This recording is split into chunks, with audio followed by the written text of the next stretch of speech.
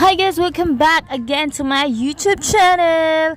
Sobrang tagal ko na hindi nagva-vlog guys. So ngayon, nagva-vlog ako ngayon kasi nagme-message na talaga sa akin si YouTube na sobrang tagal ko na daw hindi nagva-vlog. Sayang naman yung channel ko daw. So ngayon, hindi ko sasayangin ang pagkakataon na ito guys. Sana ay suportahan nyo pa rin ako kahit sobrang tagal ko na hindi nagva-vlog guys.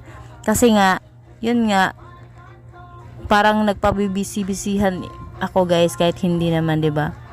Parang kayo lang. Kahit hindi kayo busy, nagpapabisi-bisihan kayo. So, ayun. Kasama ko pala yung Mars ko guys. O, tingnan nyo guys, oh. Yan si Mars guys. Sinamahan kami kasi sabi niya baka daw pupunta kami sa isang lugar na sobrang ganda. Kaya sumama si Mars kasi ayaw niya mainggit.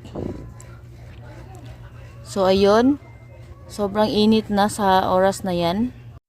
Buti na lang hindi nag-traffic guys kasi sobrang init talaga.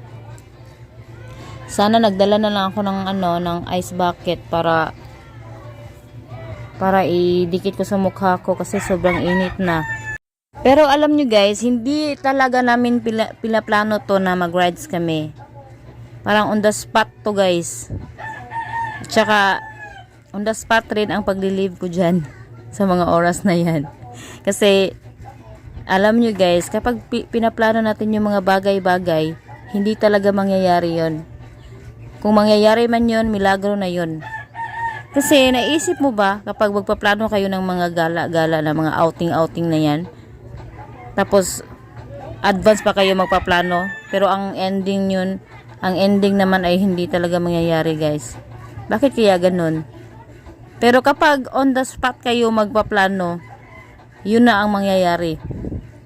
Parang baliktad siya. Kaya ayun, ano to guys, on the spot gala na to guys. Kasi yun nga, kasi kapag magpaplano walang mangyayari. Magiging drawing lang ang lahat. Kagaya nyo, lagi lang kayong nagdo-drawing. Laging nagpaplano nagagala pero wala talagang gala na mangyayari.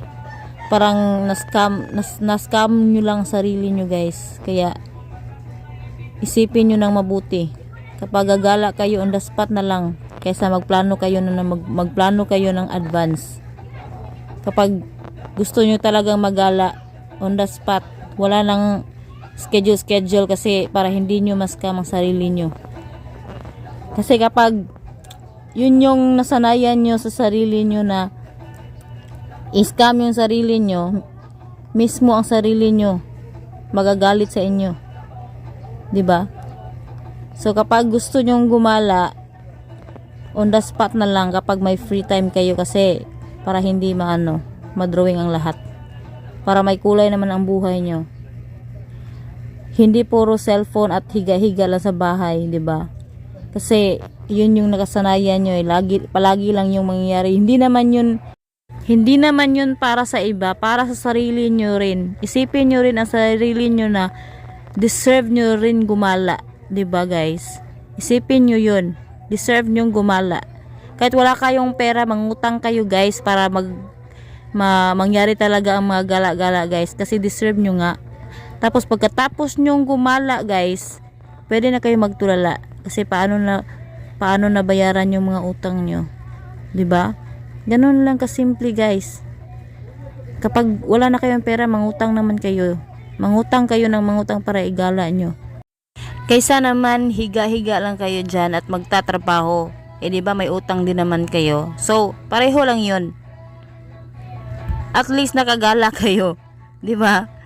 Nangungutang kayo at nakagala naman kaysa nangungutang kayo hindi kayo nakagala. O 'di ba? Pero wag niyo akong tularan guys. Joke lang to guys. Wag kayong maniwala guys. Wag kayong mangutang guys kasi masama 'yun. Dapat kapag gusto niyo talagang gumala, pag-ipunan niyo. Wag niyo tularan yung sinasabi ko guys. Kasi joke lang lahat. Kapag gusto nyo gumala, maging responsable kayo sa pera. Kasi, yun nga, Thank you for watching. See you in my next vlog. Bye-bye.